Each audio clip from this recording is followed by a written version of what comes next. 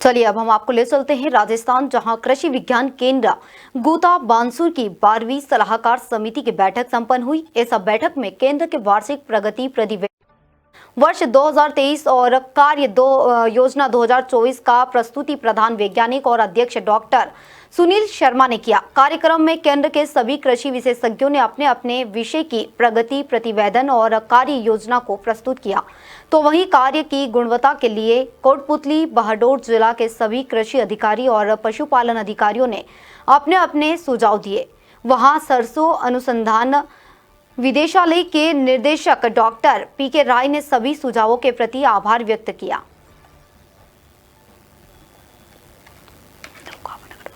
ये जो है SAC है, इसमें के साइंटिफिक एडवाइजरी कमेटी है, वैज्ञानिक सलाहकार समिति होती है कृषि विज्ञान केंद्रों के लिए।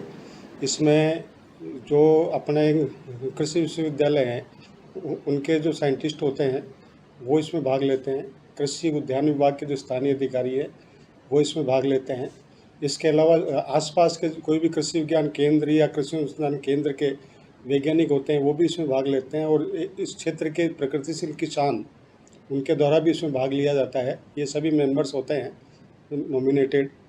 इसका कृषक वैज्ञानिक संवाद या जो समिति उसका मुख्य उद्देश्य ये है कि जो इस क्षेत्र की समस्याएं हैं उनका हर साल देखा जाता है कि भाई क्या समस्या है, उसके समाधान के लिए कुछ उसकी ट्रायल्स लगाई जाती है KVK के द्वारा। उसके बाद में उन समस्याओं पर आपस में विचार विमर्श होता है वैज्ञानिकों के द्वारा। किसान भी अपनी समस्याएं क्या है कि जो बानसूर है, बानसूर में वर्तमान में अलवर और जो नया जिला बना है कोटपुतली बहडोल, उन दोनों के क्षेत्र शामिल हैं।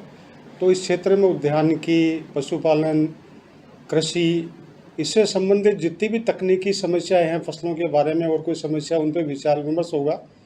विचार विमर्श में इसीलिए इन सभी को वैज्ञानिकों को, विभिन्न विभागों के अधिकारियों को और किसानों को शामिल किया जाता है। भाई वो अपनी समस्याएं बता सके, उस पर विचार विमर्श हो, और उसके बाद में उसके लिए कुछ वो मैकेनिज्म बनाया जाए कि इस समस्या के समाधान के लिए कहाँ ट्रायल्स लगनी है, किस पे लगनी है। फिर अगले साल जब ये मीटिंग होगी उसमें इस साल जो गत वर्ष में जो कार्य किए हैं उनका लेखा जोखा प्रस्तुत किया जाएगा, और फिर उसमें कितना सुधार हुआ, क्या हुआ, नहीं हुआ। अगले साल हो सकता है कोई समस्या हो तो समस्याओं का आदान प्रदान, समस्याओं के समाधान के लिए ट्रायल्स लेना, और जो कृषि विज्ञान केंद्र इस क्षेत्र में क्या क्या काम कर रहा है कृषि उद्यानिकी पशुपालन के क्षेत्र में किसानों के फायदे के लिए, उसके बारे में उनका लेखा जोखा प्रस्तुत किया जाता है। खराब भी होती है फसल तो उसका कोई क्लेम नहीं होता, क्योंकि वो जो दुकानदार है उसने तो बीज दे के अपना पल्ला झाड़ लिया। तो हमने ये भी कहा है इनको कि आप अपना एक ब्रांड डेवलप करिए कृषि विज्ञान केंद्र का, और किसान को ये मैसेज जाना चाहिए, ये सूचना होनी चाहिए कि अगर कृषि विज्ञान गुंटा बानसूर से अगर कोई बीज हमने किसी भी फसल का लिया है जो उन्होंने उत्पादन किया है तो उसमें किसी भी तरह की कोई खराबी नहीं हो सकती।